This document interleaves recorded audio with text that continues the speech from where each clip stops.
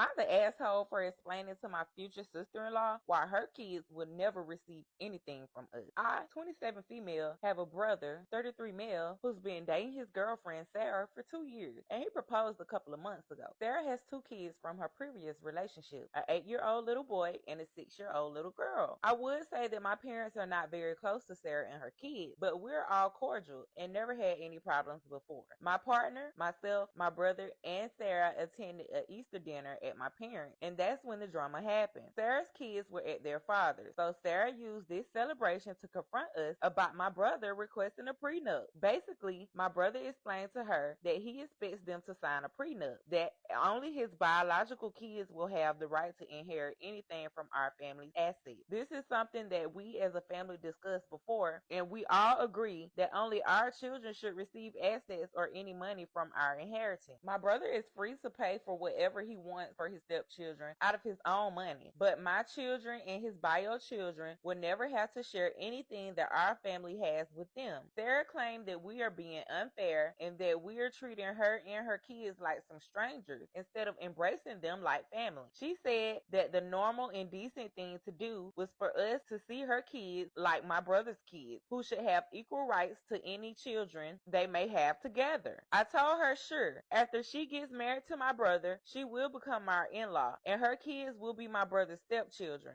But this does not mean we have to share anything with them.